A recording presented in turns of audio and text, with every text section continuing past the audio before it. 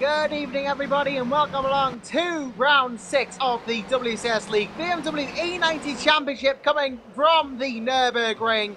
And, well, we're sorry for the slight delay in proceedings, but we are on the formation lap of this race at the moment, so we haven't missed anything except for qualifying. I'm Josh Anderson, I'll be taking the action deal. Unfortunately, no Sam Jones at least yet, so it'll just be me, but of course, you know, that's fine. Hopefully Sam will be able to get here. And joining us on camera tonight is none other than Ruud Heesterbeek. And I'm sure if Ruud wants to chip in, he'll have a couple of things to say as well. But I'll take you through the starting grid as we go around on the formation lap for race 1 here. Bart de Vos gets pole position for Wouters Automotive. And that will be crucial for Bart because he's 6th in the Drivers' Championship and needs to make up ground on the likes of Wattman and Bracalo.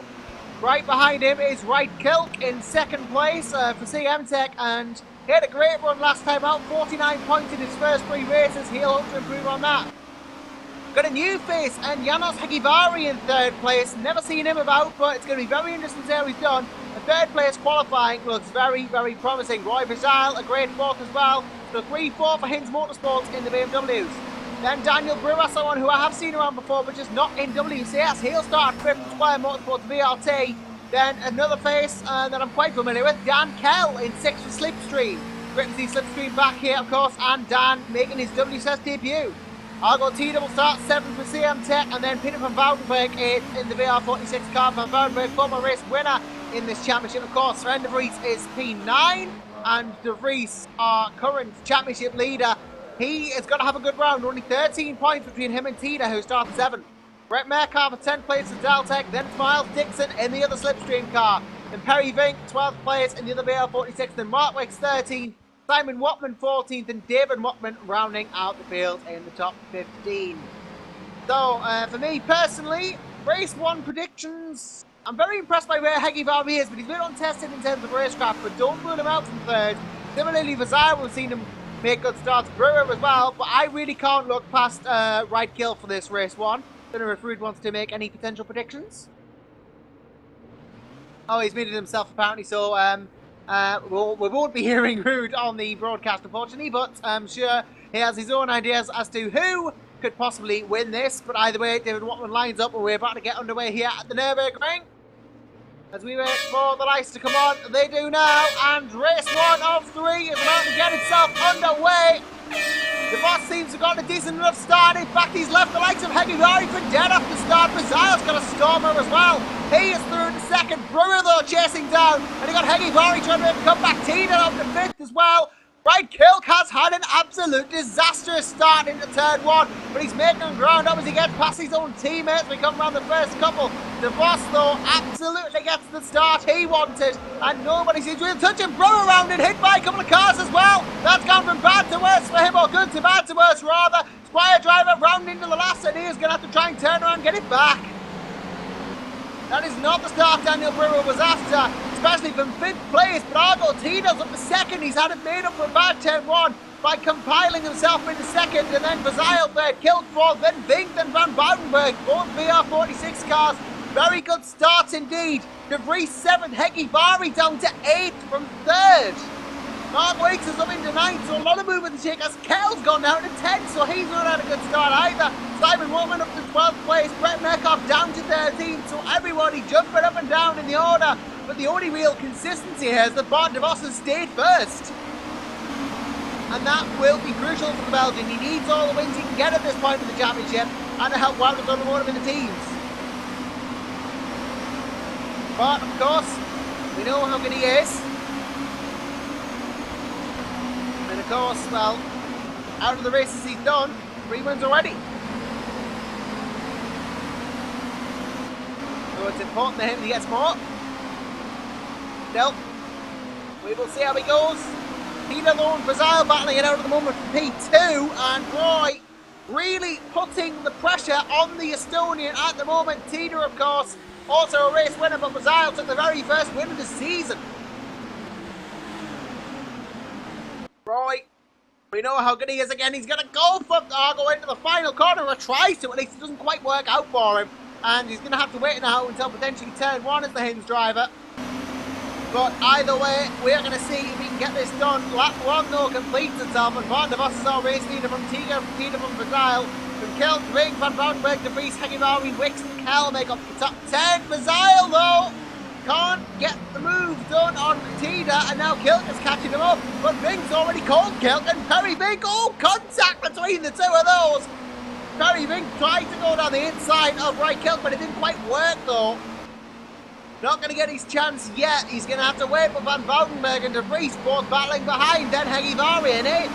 Janos has made a very good recovery, all things considered, to be on the back of Sven, and he's showing his pace here. Definitely, obviously showing his pace here, really giving it everything he can to try and catch up to Sven. Championship leader, of course, if he gets past him, it's quite impressive. Meanwhile, no team owners, the team VR46, Van Boudenberg and Vink battling it out for 5th. This could be very interesting to see how this one pans out. Teammates going for the top 5. Van Boudenberg down the inside. Contact with Vink. Obviously, neither wants to yield, but Vink forced to. Unfortunately, he goes out and takes Van Boudenberg up to 5th. Well, inter-team battles are exactly what the most exciting you can get, even though as a team manager they're kind of hard-stopping. But either way, Vink and Van Boudenberg, I suspect we'll see these battling for a little while longer. Van der Vries, though, will be rubbing his hands with glee at the prospect of this, because as they fight, he'll be slowing them down. And he'll have a chance to get through for himself. Where Verdile, though, just seems to be stuck in a bit of, avoid Verdile sandwich with CM Tech bread. You can basically argue that bread is cookie dough in this instance, but Verdile on for a podium, and we've seen how good he can be when he gets into these higher echelons of places. Can be a bit mistake thrown in battles, but when he gets out in the lead, there pretty much is no stopping him. That said though, Right Kilk might be about to take this podium moment. He's just had a bit of a squiggly exit out of the final corner, but he's got a very long one into turn 1, which he can try and use to his advantage in these BMW, trying to get the draft and maybe chuck it into the inside, although Verdile covers that nicely. Wright is just going to have to use straight line speed, of which he can't get enough, and Roy is going to hold the place for now, but he's trying to go on and potentially get the cut back, but that's not going to work either, unfortunately, because Verdile covers that too. Every single attempt that Right Kilk makes is stopped. De Vries, though, is coming under heavy fire from Janos Hegevari behind for P7. Of course, Janos making his debut here in WCS in the BMWs, and he's chasing down the championship leader, and he's taking the fight to Sven very nicely. This could turn out to be very interesting between Hegevari and De Vries here, and Janos, now has become round. He's still chasing here. He is giving it everything he's got as he comes through turn 7. Of course, you know, new to the series, you'd expect him maybe to be taking it a bit easier, but absolutely none of this. He's going maximum attack from race 1. Gotta give him credit, he is holding the candle to the race here. He is not going to let him up easily. He's keeping him honest. But while all this is going on, Van der Vos is just extending his. He's got 4.5 seconds on Tida. We're not even on lap 4 yet. Not even halfway through the race, and he's pulling down a mountain of a gap. Great stuff, dominant from De Vos here, and he needs the points. He really does, because 6th in the standings, not leading it by any means. Could really do with a points boost at this point. This whole 3-4-5 battle doesn't seem to be going anywhere at the moment. A bit spread out, but Hegevari now has to come round into the chicane hairpin at 14.15. He's gotten through before he even get there. Janos Hegevari overtakes the championship leader to go into 7th. At this point, I don't think Hegevari can win the championship, of course, but he's going to be there for this round at least to throw the spanner in the works. And the likes of De Vries, he's going to be there to go for the win himself. 5 and 6 could be battling up again. Vink looks to be closing in on Van Boudenberg for 5th position here. And of course, both VR46 teammates, we know they will go to battle with each other. Right Kilk is in a decent position to attack Roy Verdile as well. We got battles up and down the field starting to form on lap 4. Kilk goes down the inside of Verdile here. He's there. He's got the line this time. No contact between the two, and Verdile just edges ahead there. No distance out ahead as we come round out of turn 5. He's not going to get it this time, but he's side by side on the outside. It's not going to be an easy one if he pulls this off. But the outside becomes the inside to come into turn 7. But Wright can't hold it. Roy's still defending. And, well, Van Woudenberg wanted to look there, but he just failed. And he's gone wide as a direct result. Vink should catch him a little bit. Heggy Vari's pulling away from De Vries. Sven not able to catch Janos in this instance. So Wright tries to look down the inside and it doesn't work. Van Woudenberg goes a bit lucky up the end of the turn as well. This is a great battle between these cars for these positions. And Brazil being chipped by Kilkenny North and Van Woudenberg behind, as is Vink, as is Heggy Vari. Effectively, we have a six-way battle for this position. Because you know, if anything goes wrong with the top guys in 3, 4 and 5, the likes of De Vries will be there to capitalise. Brazil is just, he's under more and more pressure here from Wright Kilk, and you imagine Wright will probably have a look into 14 and 15 if he has enough of a run. But that is the question, will he have enough of a run? He's going to hit the brakes and he's going to turn in, but he's not close enough, of course. De Vries though starting to close in on Heggy Vari. He gets a little bit out of 14 and 15. Is this the chance for the American to go through? Round the outside, he tries into the final turn, but there isn't enough room for De Vries and Heggy Vari to go around there both at once, and Sven does have to yield. So, not going to get the move done this time around, though. Kilker's trying to line something up in turn 1. Brazil's coming across already. Wants to cover he can't cover the inside, though, because Kilk is there, and he's left the door open for the Estonian who clips the bollard, but it's not gotten well for him because he's messed up the exit of that. Didn't quite get a good exit as he needed, but now he's got the exit perfect this time around. Down the inside, and finally, Wright Kilk goes through in the third. Well, Roy Brazil will be annoyed that that protracted battle has ended at his disadvantage. Van Woudenberg was a little bit wide, but he knows now that Brazil is vulnerable. He can take 4th off him if he's good enough here. Just needs to keep the pressure on, just needs to overtake really, because Brazil is looking very solid this race. Heggy Vari though could be the spanner in the works, as I said, because now he's catching Vink and Van Woudenberg. And of course there's a big gap between Perry and Peter, so it could be that Janos goes for this, gets 6, then chases Van Woudenberg, and maybe even challenges for podium place. Heggy Vari has got the better exit out of turn 7, but it's not enough for him. As P5 here says Ruud Heesterbeek is looking quite spicy, and rightly so. Brazil and Vink are closing up as well. As Perry, oh, he's got a bit wide there, hasn't he? And Janos Heggy Vari and Sven De Vries closing in, both Vink and Brazil off ahead of them. Perry's going for Roy now, he's closed him even more. Sven's chasing Janos.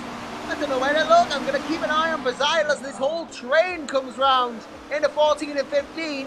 Perry should have a look, but he's going to be forced to go around the outside because Roy's holding the inside, as he cleverly does. And Sven De Vries has nudged past Heggy Vari just to get past, and he's gotten through. Sven De Vries up to 7th, then Roy Brazil retains 5th. Van Woudenberg up to 4th, Kilk 3rd, and then Tida and De Vos ahead again. As Matt Wicks has a bit of a spin at the final turn, he's going to drop position. Keller moves into 9th. And, well, Daniel Brewer's going to get back into the top 10, which is a good recovery so far from him halfway through the race. He had that incident at the start, dropped to last, and now he's up to 10th again, which is very respectable. Brazil, Moore and Vink. Vink has gotten through somewhere, but he's gone wide, and Roy's just going to retake the position straight back from him. And then he's going to put Roy Brazil ahead of his Dutch compatriot for P5. But he's gone wide there. So what's Perry Vink if he gets a good entrance into this turn?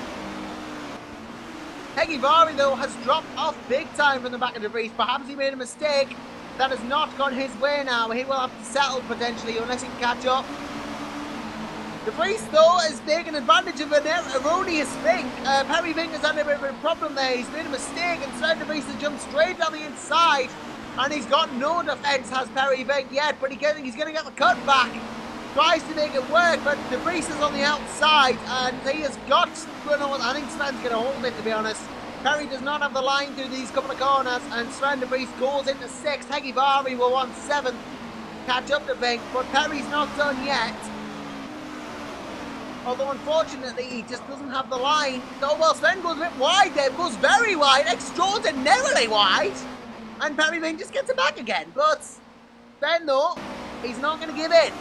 Sven is not going to give up on contact between the two there. Very Vink, Sven and Reese give each other the cheeky tap there. And, well, Sven's on the outside coming in the 14 and 15, so it'll be pretty miraculous if he makes it work. Vink's pushing him as far as he can to the outside, but it isn't working. And, well, for De Vries at least, it does work for Vink. But now De Vries is going to have a shot into the final turn. But he doesn't quite get enough. Well, you say that, but he does get enough braking on the exit. Gets the exit. Now he's going to go through Hegivari once Vink. Is this going to be 2 positions lost in as many corners? De Vries though into 6th. Now watching Hegivari here as he goes for Vink. Brakes for turn 1 and he's not quite done it unfortunately as Janos, but he's made crucial ground. Meanwhile, from where I'm sitting, it looks like Kilk and Tina might be on for a battle, and that's a battle between CM techs. I mean, Argo has just dropped off pace-wise massively in the last couple of corners. He has got none of the pace that he showed before, and now he's just dropped off, and Kilk is just there. Vink and Hegivari behind are battling. Janos can't get through yet, but then Perry makes a mistake, and through he goes, easily done into 7th. Oh, Tina off! Tina is off there. I don't know. I'm going to go look and see what happened because that is a strange off. And, well, he just locked it on his own. Hit the cut. Well, he locked it on the brake and back went round. Couldn't control it. He's down in the weight. So, through no fault of Ray Kilks there, he just lost it by himself to Tina. And, well, down in the weight he goes. That is going to promote Kilk in the 2nd. It's going to put Peter van Boudenberg in the 3rd place. It's going to put Maziel 4th, De Vries 5th, Hegivari 6th. Brewer is going to go up to 9th and Dan Kell gets into the top 10. Well, they were there anyway, but Vink 7th, Hegivari 6th. Janos is having a good opening race here. Very solid, very respectable drive indeed on lap 7 of 10.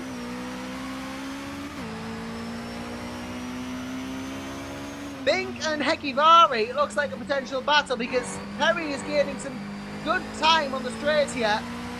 And, well, he looks to be closing up quite quickly. Oh, look at that, he's closed the gap massively in those last 2 corners. Coming into the final one, it looks like Perry could very much have a challenge on for Janos Hegivari here. Might let him go on board with there, Perry, if it's possible, to see how close he is here to Janos as they come down into turn 1, to see how close he is. Tries to chase down Hegivari there in the Hinds car.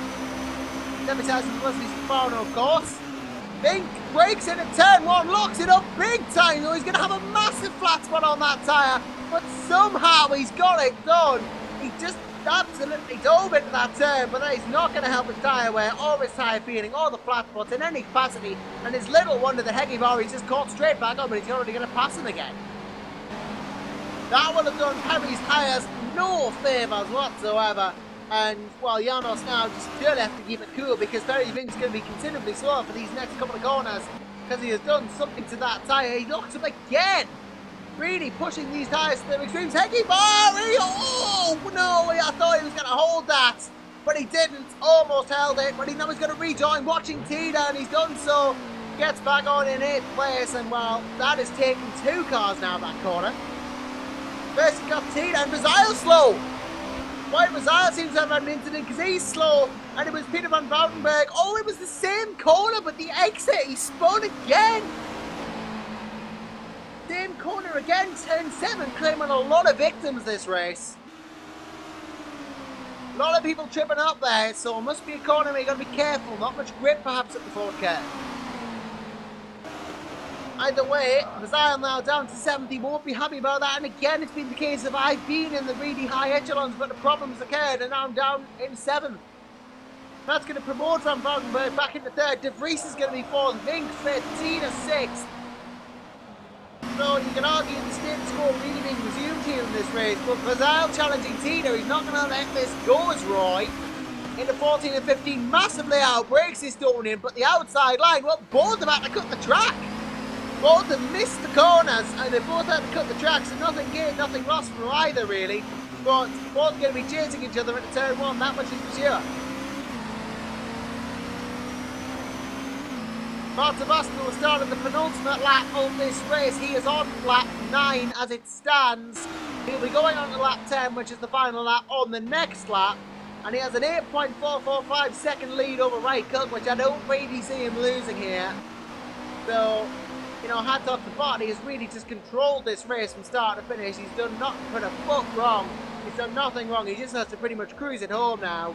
And 4 to go, 3 or 4 seconds lap is slower than Kill. So, he has pretty much got this in the bag, one would argue. But then again, there is still 2 laps to go. And that in itself means that this race is not over. So, Roy Bazile knows it though. He's trying to go for Argo Tito again, but it's not looking to work. Ford curve, he tripped up here before. Hopefully he's not going to trip up again. Both drivers actually tripped up here, so they'll both be hoping not for a repeat.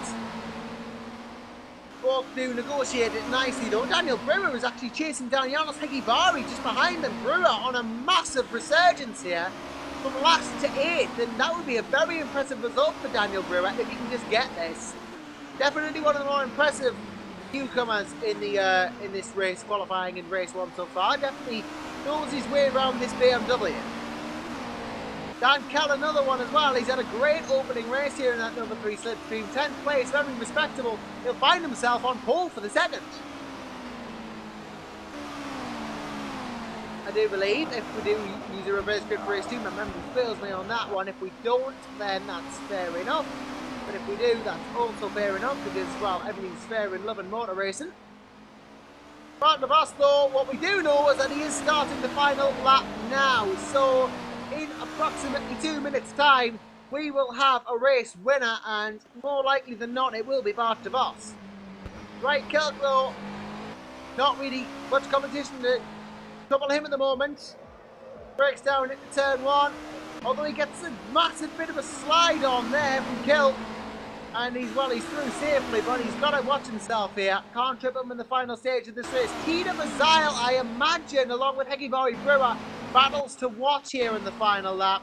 Especially Brewer, because he's all over the inside of Hegivari. He's going to switch to the outside. He looks like he's got enough speed differential to get through, but he's got to get his braking just right. And Yellow, so remember, has the inside, which is advantageous.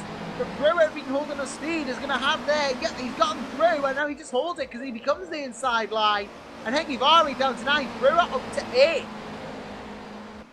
Very, very good from both of them. Brazil, Tida, Roy's gone off, but he's got to run on Argo here. As we come into turn 6, it's not worked out for the Dutchman though. He's got to wait to pass the Estonian. So Tida really far inside there. That's going to cost him some time. And Roy Brazil's got the great exit that he needs. He's got a fantastic exit that he's after here, is Roy. And in the 7, 8 could be a potential. He's going for 8. Oh, contact at both round, but oh well. Roy Brazil very kindly puts Argo back in the right way, but he spins himself. Gets unstable, and Roy Brazil, through a bit of contact, is through to 6th there. Not really how you want to make positions up, to be honest, but round 14 and 15 now comes Bart de Vos. And I don't think it was ever in doubt after he took such a commanding lead in the opening laps that he was going to win race 1.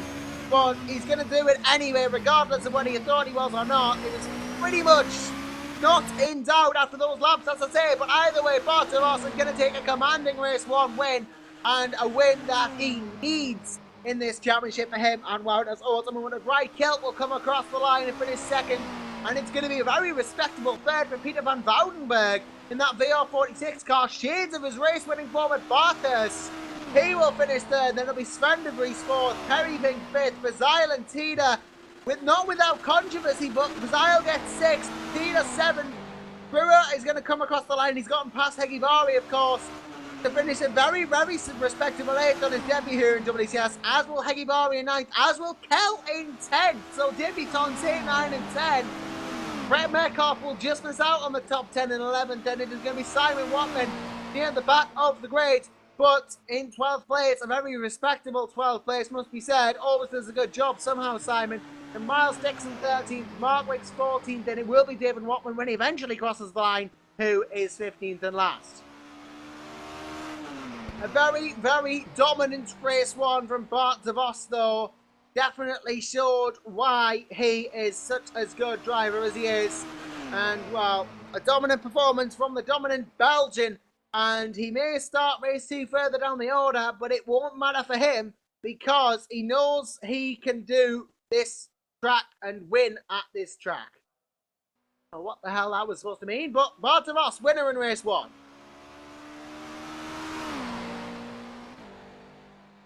So of course, we do have the slight interval now before the second race, and while Dan Kell in 10th place will be very happy with that 10th place, and more happy when he learns that that 10th place will result in the reverse grid pole for race 2. So Kell is going to be interesting to watch from pole.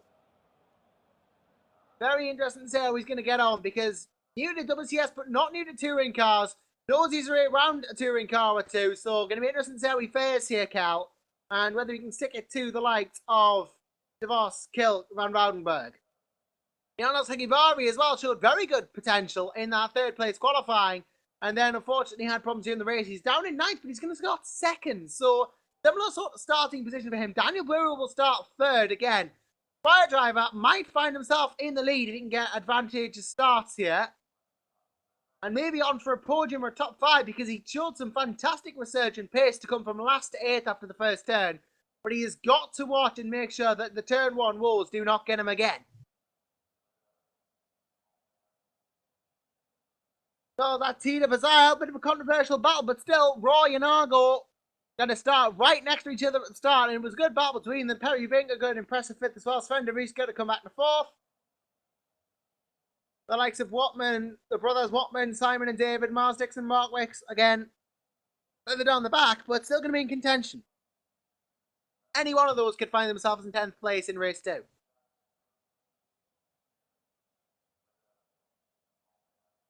So just while we wait for the standings to take over into the second race here, or we rather for us to go to the second race, Bart de Vos, obviously with the win then, is going to find himself moving up 25 points to 150 points. He should overtake Simon Watman ultimately now. Watman, of course, had a podium finish. Has been quite consistent this season, but ultimately Bart will now overtake him. Then Bright Kilt, 2nd place. Kilt will continue his charge up the order. He should overtake the likes of, he probably won't overtake Van Woudenberg, but he'll overtake Philip Koenig and get closer to Brett Metcalf. Van Woudenberg himself will most likely move up towards the likes of Metcalf and Wicks. Van de Vries, Perry Vink, both going to get vital points as well. Vink should overtake Spajarik, who's not here tonight. Bazile should likely move himself within contention. Well, not Rob DeVos, but again, move ahead of Watman. So Simon Watman's going to lose 2 positions here from 5th in the championship. Dan Kell, of course, Janos Heesterbeek, Daniel Brewer going to pick up vital points as well. In the teams, it's pretty much still a whitewash for Valdes Automotive, but they can secure the championship really if they just keep gaining these points if they haven't already. Crucially for YTF1, neither of their drivers here, so Theon Tech are going to pull out the gap to them. Hins Motorsport are going to start gaining crucial points to YTF1.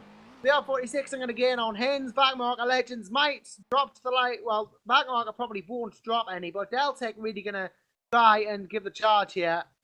Fire Motorsports might just overtake Street Fighter Racing System if Brewer gets enough points.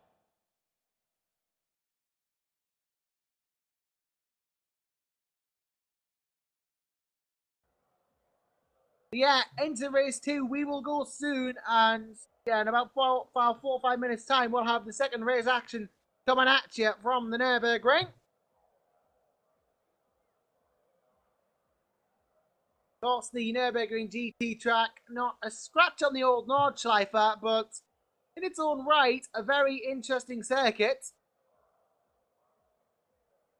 Of course, as we mentioned, some of the notable turns there, such as the Ford curve, where a lot of people spun that race. I don't know whether we're going to be seeing that in the second and third races. Hopefully drivers will get the hang of the turn 7.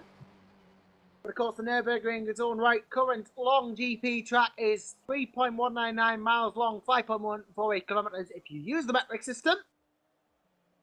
And 2 minutes or so is a lap around here in these BMWs, although shorter race lengths can be achieved in faster, more open wheel oriented vehicles. And, well, this particular layout has been used since 2002. So, quite long indeed, and yeah. Been around for a fair while, and I imagine it'll continue into the future as a track as well. The Nürburgring, one of the classics of Grand Prix racing, and It's just as well as a steering car track, evidently, even the longest layout. There are shorter layouts, of course, as well to this track, although we are using the longest one possible. Of course, Nürburgring does have some other layouts. There's the Mullenbach layout, which is mostly used, I think, for local races. Very, very short layout indeed is the Mullenbach.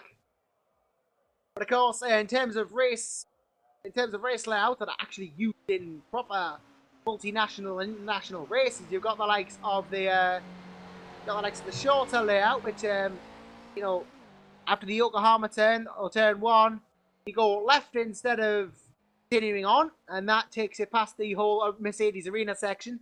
There's several turn-offs there afterwards. Just before the forward curves at turn 6, there's a right, left, right section which you can take. I think that's the Mullenbach road actually, but then, you know, there's other turns as well. Before you even get to turn 6, you can turn off and go back down the other parts of the track. There's a faster version of the chicane as well. That is 14 and 15, and there's a faster version of that. Well, we are using the longest possible version of the track, and by using the longest possible version of the track, that means we get the tightest chicane as well. 1 minute 37 to go until we get going then. I imagine, you know, really for the likes of Dan Cal, who, you know, has got himself a reverse grade pole, he's going to be trying to get himself going here. Really going to try and get a good start. That's going to be crucial for him, I think. Get a good start and then see how the rest of the race goes. Really, for Cal. He seemed to do a good enough job. Definitely in that first race. So it's going to be interesting to see how this goes. Definitely going to be a watching race.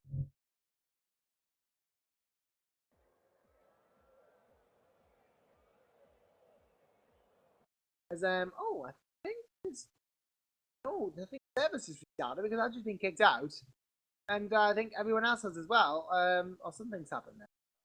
Oh, it was just the session moving over. Oops, that's never happened before.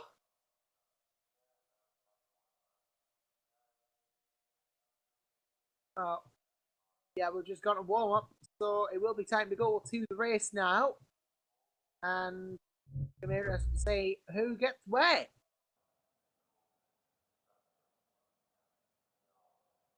Now the grid is being set. We are going to be going racing very shortly here at the Nürburgring, and we are going to be seeing exactly what goes on in terms of race, because that's what we do.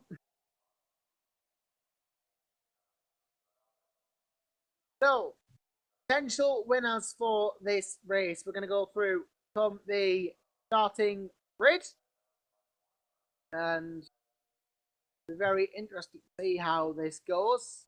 I assume we'll be going to race in a couple of moments. Everyone getting a chance to load the setups up. Server has just restarted. Attention, we're going to go to race then.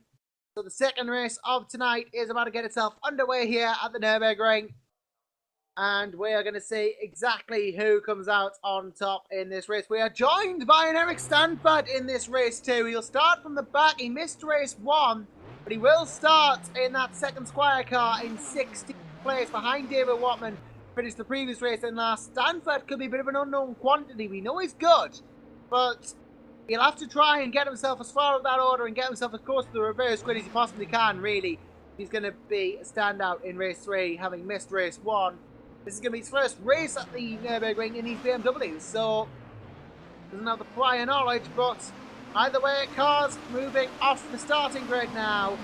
And, well, this is going to be an interesting one. We have Kel, we have Hegivari, Ruud Heesterbeek on the start line. Argo Tida definitely the most experienced out of those 4 in these BMWs, having done pretty much the full season, or a good portion of it so far, has Argo, so he knows his way around these BMWs very well. Brewer in front, very promising pace, and very, very talented driver indeed. Got an eye out for him. Janos Hegivari, so good in qualifying, but came into problems during the race. Maybe a second place start is what he needs to get into the lead and stay there this time. And of course, you've got Dan Cal, 10th place last race, pole this race. Can he convert that into a good result? Behind then, Tita in fourth, you got Bazile, you got Vink, you got De Vries, you got Van Woudenberg. Bazile and Tita, I assume, will go to battle straight away after their incident before in the previous race. They're going to be right on par with each other. Perry Vink is all very impressive in that number 64 BR46 car. Van De Vries as well, you can never write him off. 7th place, expect a charge from the American. Van Woudenberg as well, 3rd, and again another hard charger. Right, Kilt, 9th. Maybe slightly difficult for him to get through if he can't get on pace, but he's been very impressive in race 1, so I don't imagine that'll be an issue for him. And of course, winner last time out in race 1, Bart de Vos, going to start last in race 2 of the reverse straight people. But though we know he's a hard charger, didn't start that. I think he may have got pole actually, yeah, so started quite high up. We know he can come back from not very high positions though, we've seen him do it before. Brent Metcalf in 11th will follow him, and then it's Watman-Dixon, Wicks, Watman, Stanford, although Mark Wicks has not actually left the garage. He will have to start from the pit lane now. Maybe he just missed the start altogether, but Mark Wicks will start from the pits in this race. He's going to start effective last, even though he's 14th on the grid, he won't take it. But yeah, Simon and David Watman, while the further on the back, usually if things go wrong for the cars ahead, expect Simon to be in contention for a good position himself. We've seen him do it before. He's got him at podium. Metcalf, another surprise package as well, potentially. Miles Dixon, I don't think he showed his true potential in race 1. I know he's very good, definitely, and he can put up a good fight, but it's a question of will he be able to do that in these BMWs in race 2. David Watman, of course, same sort of thing as Simon, expecting to move up and take advantage of the huge mistakes of Eric Stanford. Really need the top 10 here to cement himself as a potential race 3 challenger, but an 11th is not a bad score. Looking at the starting grid then, I'm going to put my bets on Uncle Tita for this race win. I said out he would last time and he didn't, but I've got a feeling from 4th he might. So keep an eye out for the likes of Hegivari and Kel. Stanford pulls up the pits then. Mark Wicks will start from the pit lane. And we'll wait for the lights now to illuminate as they start to do. Race 2 at the Nürburgring is about to get itself underway, and it does. Kel then does not get the start he wants. Brewer does get the start he wants. Straight down the inside of Dan Kel there. Get the car scrapped for position behind him, but Brewer's got down into the lead before he can get to turn 1. Kel has not had the start he wanted. Perry Vink will now chase, but Vink pushed by Tita. Tita into De Vries and a couple of cars off there in the ensuing carnage, but yep, Janos Hegivari got a good start as well. Did I see someone go round? Brewer! Brewer from the lead has gone round in turn 1 again! Got such a good start, pretty well. It's all gone wrong for him. What's happened? Oh, he just went wide by his own accord. And now somehow he's last. Well, Daniel Brewer cannot get any luck today. 2 times he's had a great start. 2 times it's gone wrong in turn 1. And Bart de Vos has got into the lead. It's deja vu all over again. The Belgian's leading again. But Kel has held second this time. Dan Kel has got a good start. He's in second. Hegivari's under threat from his own teammate, Bazile. Janos, I think, yielded that actually. May just have let Roy through.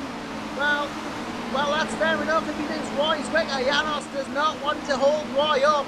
Bazile could go for the leads here, and Janos probably just thinking if you want to hold him up. Let's Roy Bazile through into 3rd. Janos seeds into 4th place. Van Woudenberg up into 5th. Kilt 6th. Watman 7th. Just like I said, Simon Watman. So good on the start, so good when other things will go wrong for others. He is the perfect one to make advantage of it. Watman is in 7th, and that is a great start from him. Perry Vink in 8th place, a good start again. Sven De Vries only 9th. Brent Metcalf into the top 10. De Vries just reminding Daniel Brewer there not to chat during the race. Eric Stanford though 11th, under threat from Tita. Tita goes around the outside. Stanford tries to fight it though, but Argo's just quicker, I think, and he's going to get through out of 15. Here goes Argo, Tita into 11th. Stanford down 12th, but still 4 places on that one, very respectable. David Watman up as well, as is Joel Dixon down at 14th, Brewer 15. Brewer is still going. I think he's going to try and run a second comeback here. But Mark Wicks out of the race, unfortunately, after only completing the first lap. But we might just have a battle on for the lead this time. Bart de Vos, he's 2.3 seconds ahead of Roy Bazile, but Bazile is 2nd, and we know how good he is when he's got clear track. Dan Kel, 3rd place, couldn't quite hold off Bazile, now he's going to hold off Van Woudenberg. And he is going to have a time of that because we know how good Peter is. Right, Kilk, 5th place as well. Argotita is, well, Argotita was down in 11th, so he's not had to start again. Every single time I seem to say Argotita's going to win, he doesn't really do well this time. But yeah, Waterman and De Vries giving it a go as well. Simon Waterman doing some great defending on Sven here. And well, this is exactly why he got that podium, because he's such a good defender. Even though he's not the fastest driver out there, he's such good at defending. Sven De Vries goes wide trying to attack. And Simon Waterman, you know, it's his consistency and his determination just to stick with it that gets in the place. And Sven De Vries has just overtaken him, unfortunately. While his pace isn't the strongest point, Simon, you got to root for him, you know, really. He's just one of those drivers who can just be up there when the things go right for him. He's kind of, he's a man after your own heart, really. He's a driver who goes after positions based on him, others make mistakes and him taking advantage of them rather than outright pace. Very big though seems to drop to 9th, and well, they'll chase Simon Waterman with that to 8th place, as well Brett Metcalf if he catches them for 9th, and if Vink gets through, and 9th, well, Perry will be chased by Brett as well, of course. Argotino though wants something to say about that. He's starting to catch up on Brett as well. Meanwhile, Kilk and Hegivari go into battle here, and Wright has gotten through. Through goes him in the 5th, and Janos down in the 6th now, and the De Vries Hegivari battle will resume.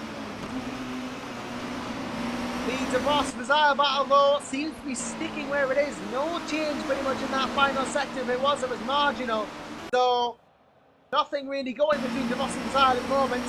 So Roy just needs to hold it together, I feel. Made a mistake before Kerr last race, of course. Hang it together, he will have a second. Van Woudenberg is 3rd at the moment, of course, from Kel, from Kilk, from Hegivari. Those 3 embroiled in a battle of their own for 4th place. So in the interesting to see how they go here. Hegivari, Kilk, Kel. Of course, Kel really the standout at the moment in 4th place and only his 2nd BMW race.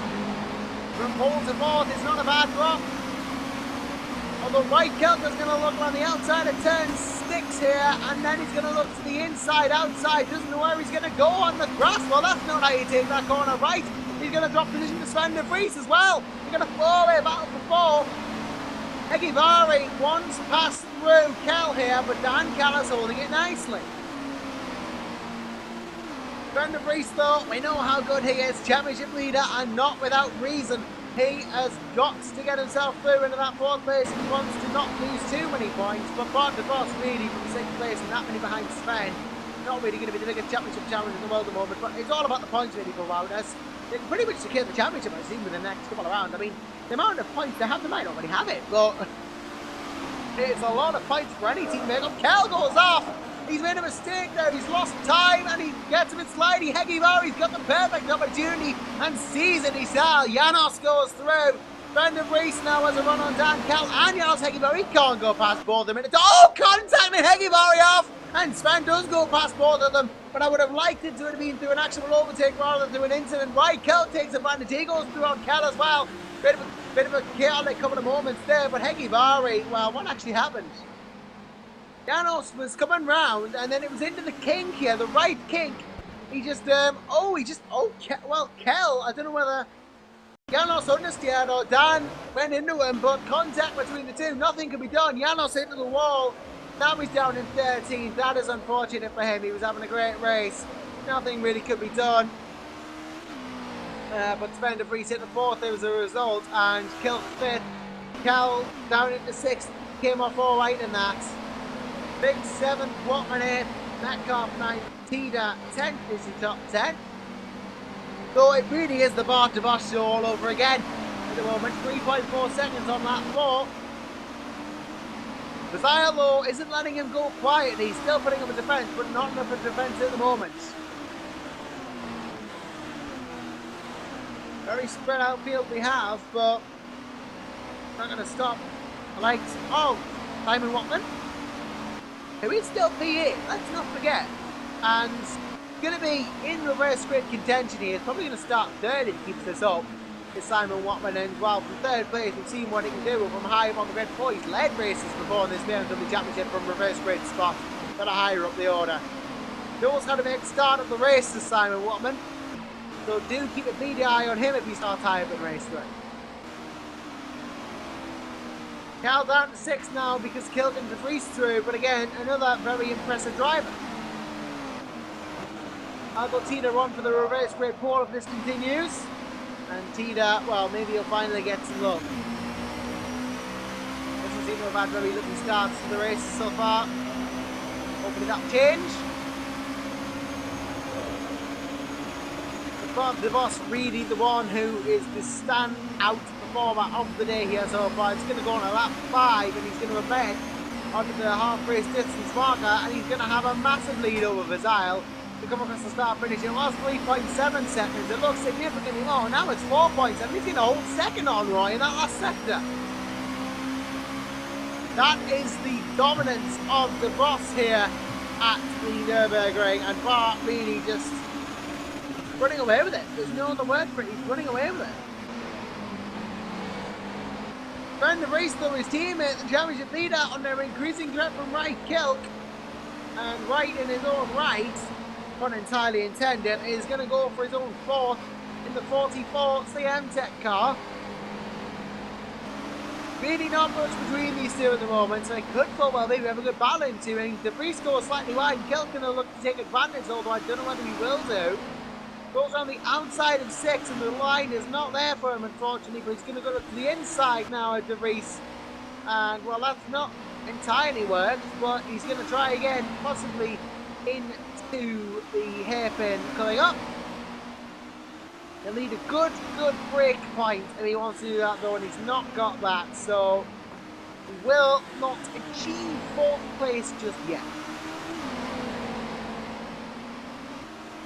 Vink and Carl is a reasonably close battle as well for P6, and well, Metcalf and Tina for the final, well, the 9th place position, going at each other here. Metcalf has the inside round the left, but then Tina makes advantage round the right. Brett can't really do much. And down in the centre he goes, but still in reverse grid contention. And that's the important bit. Heggie Barry's had another incident, drop position to Daniel Brewer, but Metcalf really won the watch in 10th for the reverse grid. He's on the reverse grid bubble. Tina and Watman now for 8th as well, but Kel and Vink further ahead. He scores as is Kilton de Vries in P4. Wright is closed up to Sven again, but a bit of a bad exit from Wright is going to allow Sven to get away. Vink and Kel really the closest battle, then one may argue the closest consistent battle at least between two cars on track.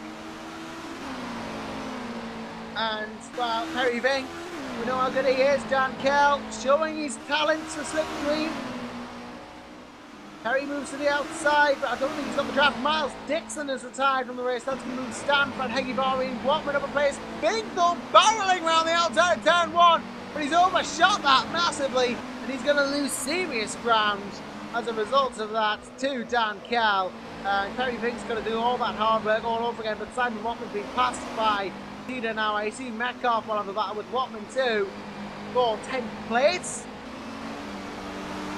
Daniel Brewer does not catch quickly enough. It could be that one of these two out of Watman and Metcalf ends up on pole position, but we know how quick Brewer is, so do expect him to be in the mix.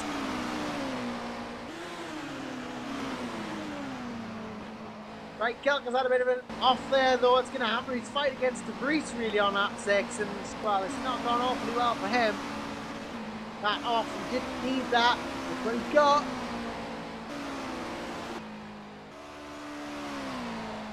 Right, really needs to keep this pace up at the moment on Van Brouwenberg. Well, Van Brouwenberg is gone. We've lost a bit of Van Brouwenberg. He seems to be disconnected, so that's unfortunate. It's going to put Brewer get back into a top 10 and reverse grid pole position. So here's Aubrey all up again, yeah. Van Brouwenberg out. That is unfortunate for him. Hopefully he can get back, but he'll be lapped down by the time he is, presumably. Watman though in the 8th as a result of that. Metcalf 9th, Brewer 10th, and he's going to get another chance at turn 1. And hopefully it won't go wrong for him if he does get pole position, but now Watman and Metcalf fighting out for 8th rather than 9th. Now Vink and Kel fighting out for 5th rather than 6th. The Vries is in the podium as a result of that.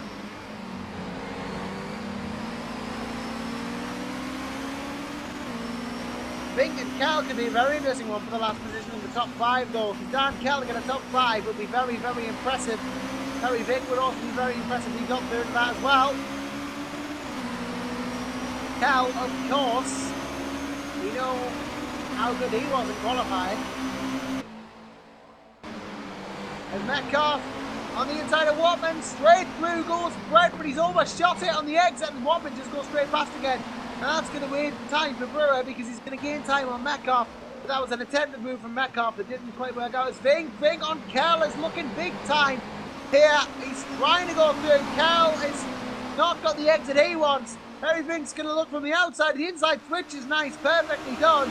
But is he going to get it? That's the question. Cal's got the inside. The advantage is fine, but if he covers the outside, he's got to move to that. And he does, but Heesterbeek's got the momentum. But momentum means nothing, but he's always just touched him. Oh, that wasn't what we want to say, really, unfortunately. Heesterbeek there on the, what he was, came to the turn there, round the left and round the right as well. And he turned in. Well, that was a bit naughty from Heesterbeek, I'll be honest. He was turning into Cal through the corner. That won't be looked very kindly upon, unfortunately, for Heesterbeek. He probably should have steered away. He just kept turning into him. That was not very good from Heesterbeek, unfortunately. I expect there'll be a look into that. Cal will not be happy that that occurred at all. He'll want to try and charge back, get past Metcalf and Watman. Metcalf, though, on Watman, speaking of the two, he's going to have a look round here, but it's not going to work out for him. But Rick and Tina now really going to be the one of the world. Right, Kilk is going for two cars in one corner. He's gone past Roy Bazile, and he's looking around the outside of Sven de Vries. That would have been sensational if it had worked out for him, but it didn't. He only got past Roy, didn't get past Sven too. But what a battle now for second we have. Right, Kilk, Sven de Vries, take your pick out of the two of them.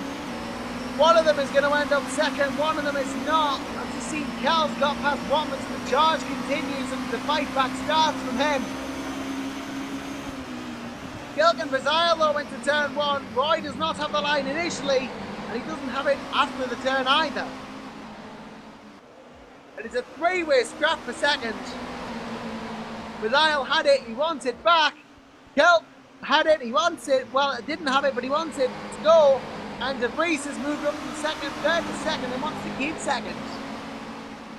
As it stands, of course, Vardas Automotive 1-2, so that will just reinforce the lead in the championship.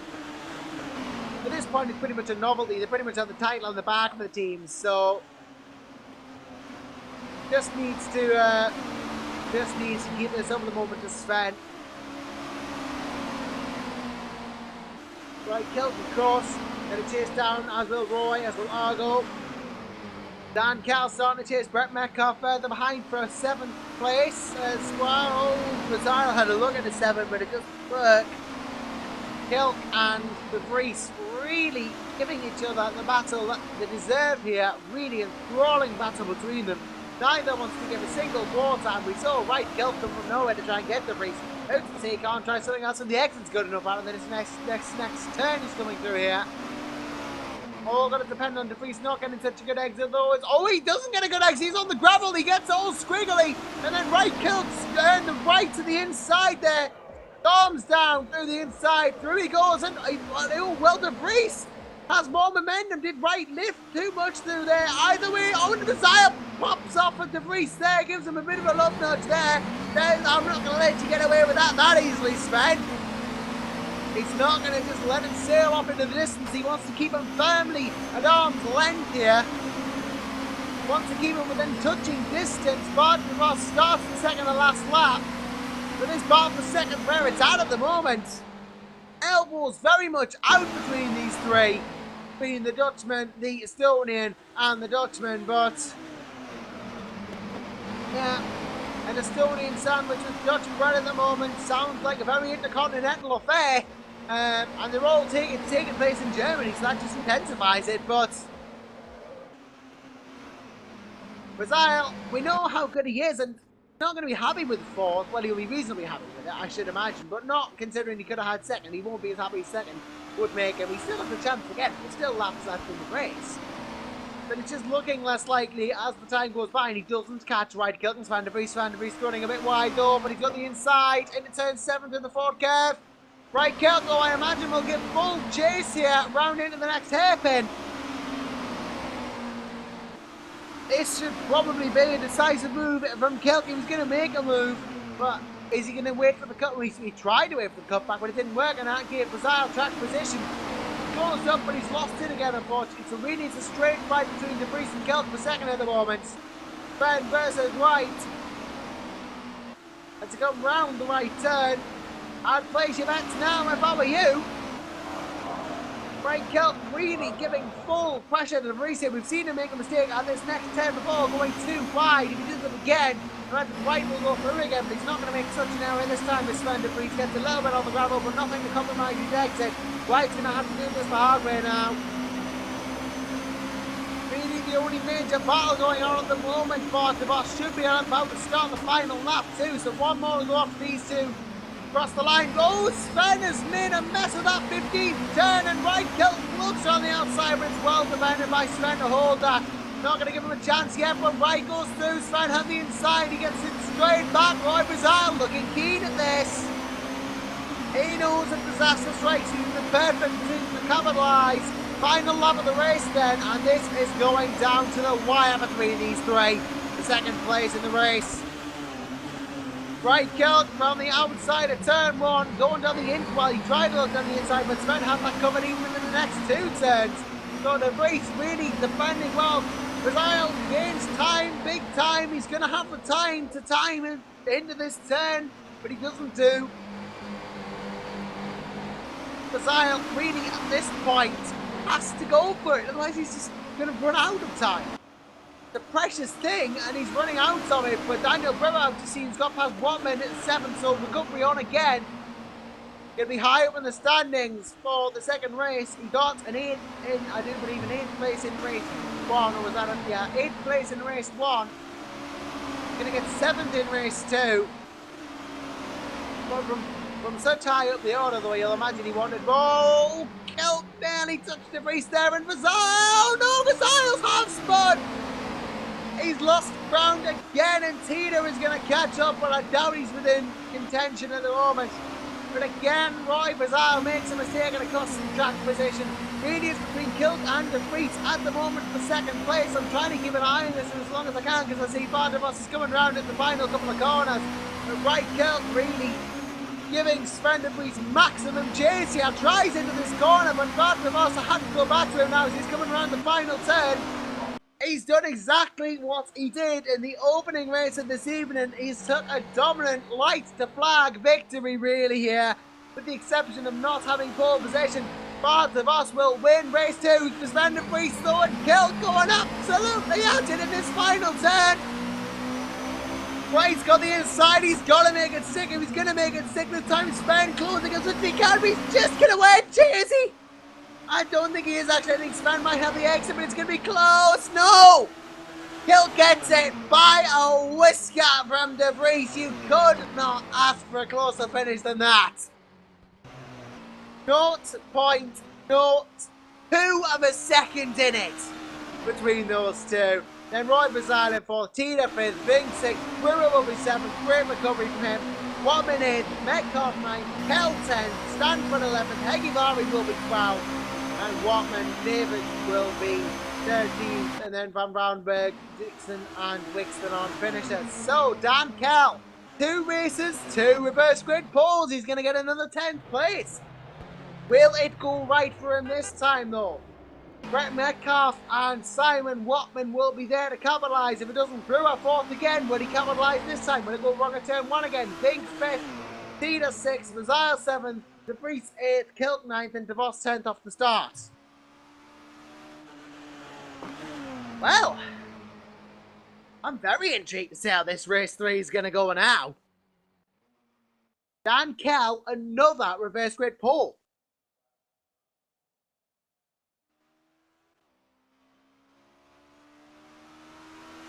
That is going to be the story of this race. Dan Kell, he will know he's got to make advantage of it this time.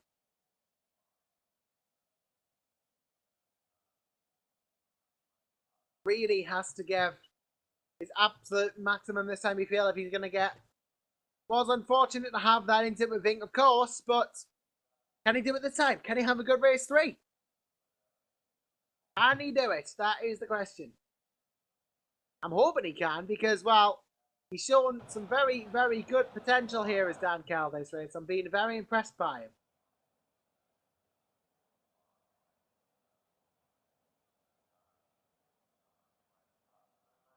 Just as we wait for the third race here, it's going to be interesting to see. Again, this race 3 could be the interesting one of the lot. Really going to be on this, all the drivers. They're all going to want the position here. Going to be jostling around in race 3.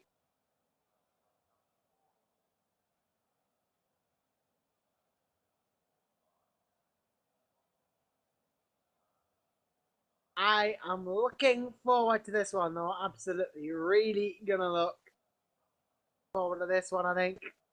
Got a good feeling. Very, very good feeling. Race 3, I think, just is going to be interesting.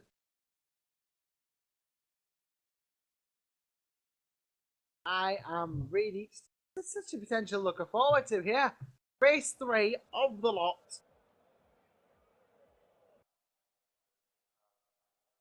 And I do not know who's going to win this one. I can take a guess, but there is no idea of knowing for sure.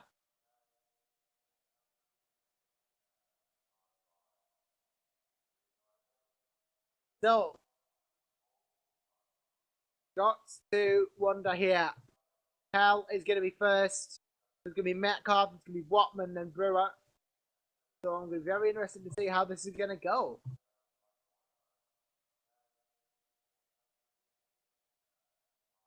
Very potential race winners near the front of this race. And to actually see who's going to come out on top here is going to be really, really interesting. As we wait for the warm-up to tick down then. Championship ramifications from that race? Well, there are quite a few potentially. Part of us, of course, with another win. Right, Kelk with another second. Sven de Vries gets there this time from Brazil. So De Vos and Kelk will extend their points. Lots. Brazil will get a good point total as well, which is what he needs. Algo Tida will be 5th, going up as well. He's going to gain even more points. Main championship rival to De Vries though as well, and having had a bad race 1, it's going to hurt his championship standings really, because De Vries has outscored him twice now. Brugman and Ricardo, Lars Brugman and Ilja Ricardo, not here either racer, so it's going to be crucial for them. You know, Simon Watman especially, he's going to not really get further away from them, though, but De Vos really has jumped them at this point. As well, Vizaya probably.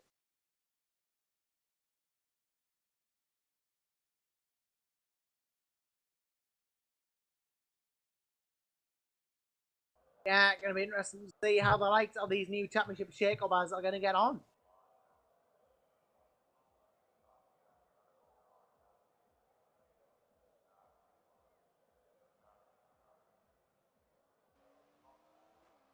Oh. This race 3, usually race 3 is where we see the most fun racing. I mean, it's the last race evens to go all out, and, well, you know, that's the race where everyone really gives it the maximum race 3, and it's always good to see race 3 do that. I think we've actually gained another driver in the meantime. Looking up and down the field, it might be Mark Wicks, but I'm not sure. Oh, it is Lars Brugman. There's Lars Brugman jumping in for race 3. So speaking of Lars Brugman and he shall appear, here he is. He's going to start last then, or near the back.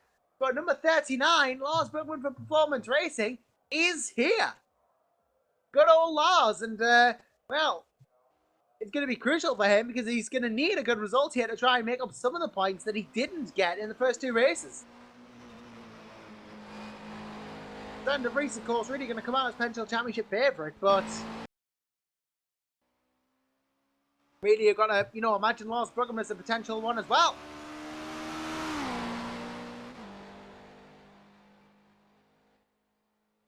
I'm going to be very intrigued to see how this turns out, though, especially with the addition of Brugman.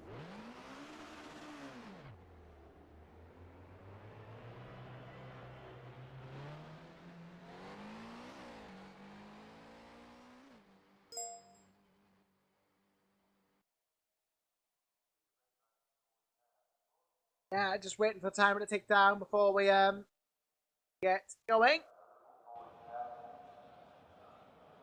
Then, well, a minute now, so really going to be very close to this third race now.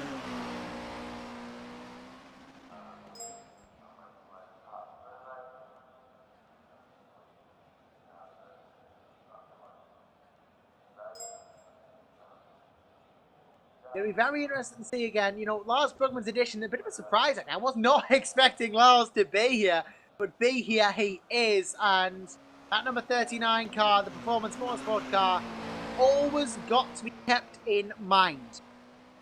You've always got to keep half an eye on Lars Brugman.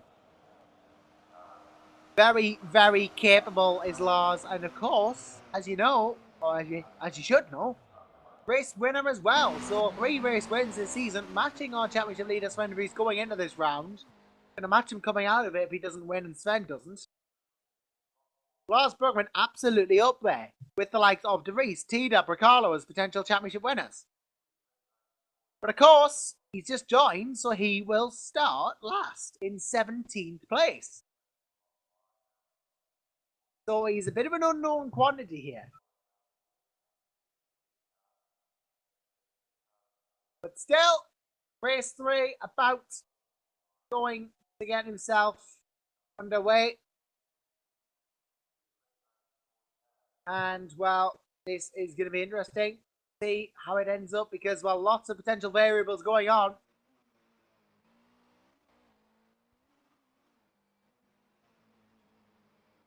Yep, here we go.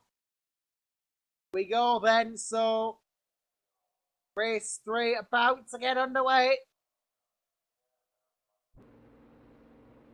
Cars going to the grid and it's going to be really interesting to see the end result of this third race here. 10 more lap scores of the Nürburgring, going to get themselves underway. This will be a fun one, I can tell you that much. We've gone from 15 to 16 to 17 cars in just 3 races. But either way, regardless of the amount of automobiles on the grid, the fact remains this is going to be a classic, if you will. So, the second time in 3 races, Dan Kell starts on pole position.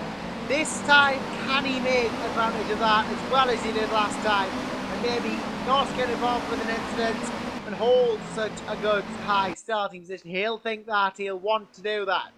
Metcalf and Watman though, if anything goes wrong for Dan Kell, they will be there to capitalise. Simon Watman, Dan Kell, Brett Metcalf, all top 3 drivers at the moment in this starting order, all potential race leaders.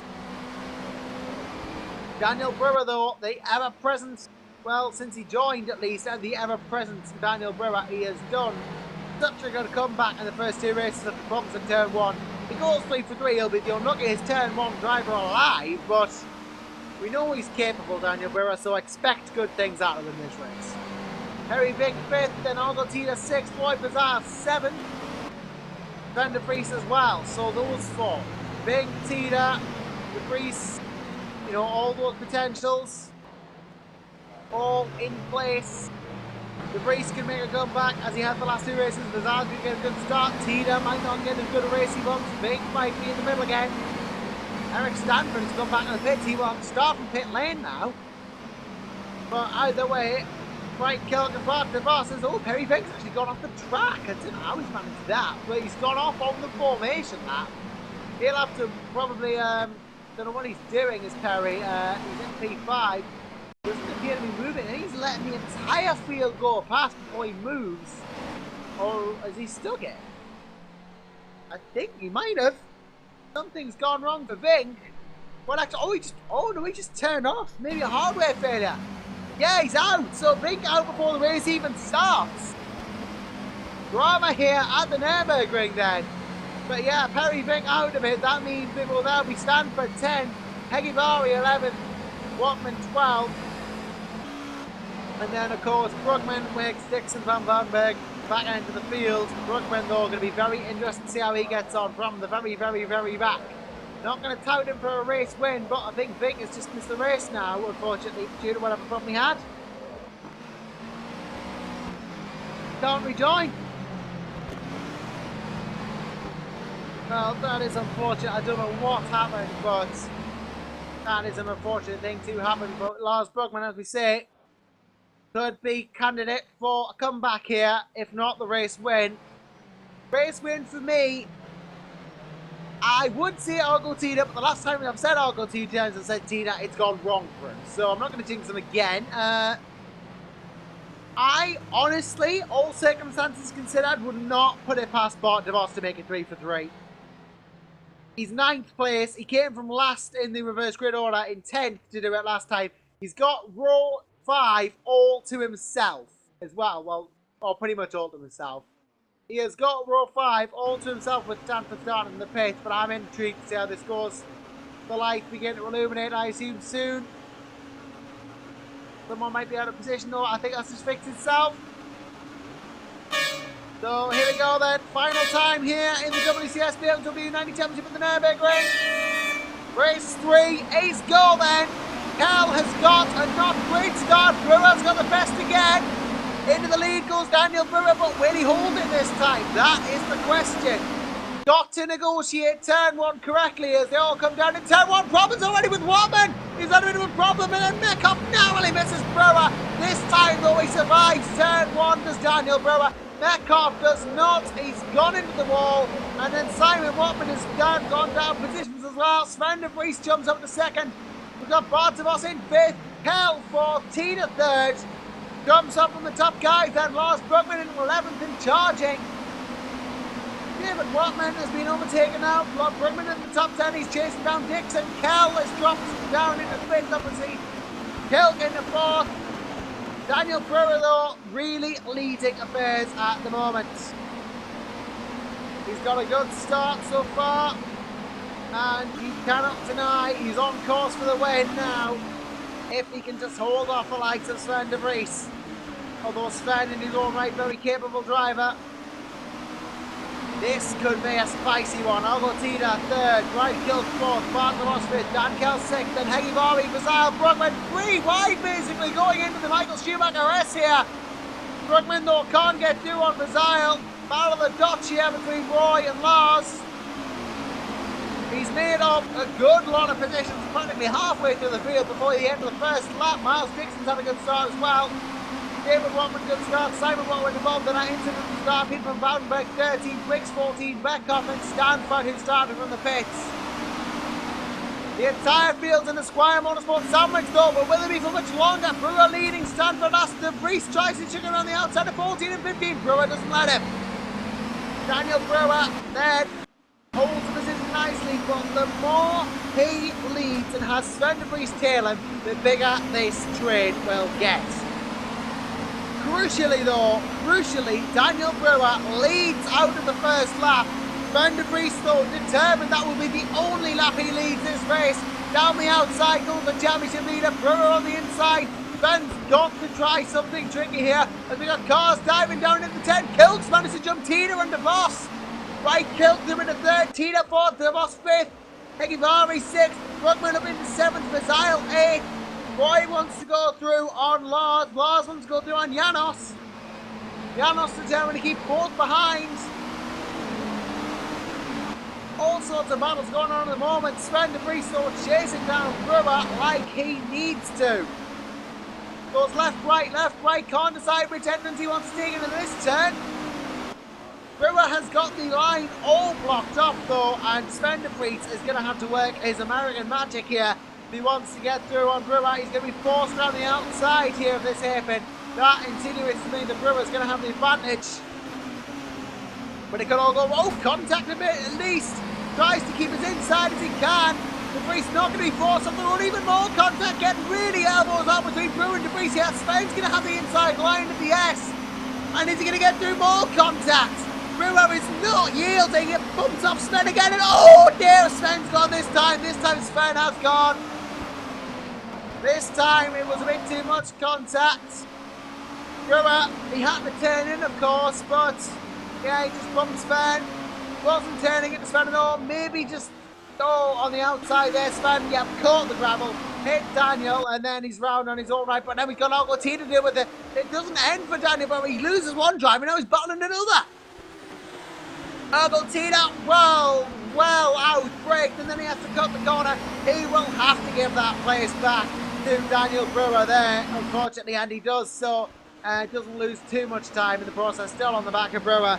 So he's going to lead the second lap, but Argentina, now he has got both CM Tech cars hounding him, right Kilk on the inside. This is not what you want to be. You don't want the cars fighting here, really, the 44 and the 45. This is just going to slow them up. Tina on the outside of Brewer. He's got a huge speed differential, but Danny Boy has the inside. But how long he doesn't look to have gotten that right. Oh, contact! Bit of contact, at least Arnold's still there. Brewer shuts the door. And now Kilk wants to go around the outside. Going to be panic stations for Brewer at the moment. He's got every single car in the grid chasing Bond. DeVos is making a comeback contact with Tina. Forces his way through. DeVos shoves himself into third place there. Tina down to fourth. De Vries back up to fifth after he's off. Doesn't seem to phase the American at all. If Daniel Brewer wants to hold on to this first place, he is going to have to work for it. That much is certain. Kilk is not going to let him go any faster or lead for any longer than he must do. Right, Kilk wants to lead for himself here as he rounds into the hairpin. But Brewer is doing such a good defensive job here, it's unbelievable. Then De Vries looking at Argentina. Tina wants DeVos, DeVos wants Kilk, Kilk wants Brewer. Lars Brugman up into sixth as well. Lars Brugman has made the comeback. He could get involved. Or if Azar can get involved, it's anybody's game after 3 laps. Or on lap 3. The last 2 races, the boss has just run away with it, but this time he's going to have his work cut out. And not just cut out and shaped into alphabetic letters and rearranged in the wrong order. That's how difficult it's going to be. He's going to get past both Brewer and Kilk, and then gap them. It is not nearly as easy as just taking on the first lap this time for Bart. But look at the gap between the 3 cars within a second of each other, battling for the lead of the race. This is what we like to see at WCS. This is the sort of racing that really gets the commentator going. And this race is no exception. Kilk, look at Brewer going as defensive as he possibly can. Right, Kilko at the outside line in the speed, but Brewer's the inside line and the drive. Gets it back again. Right, Kilk will be getting frustrated. Bart DeVos knows he can get through now, and then he'll have a shot at Brewer if he does. But might we see a Daniel Brewer victory in his 3rd BMW race? This question certainly being planted in the minds of DeVos and Kilk now. Can I actually get past Daniel Brewer?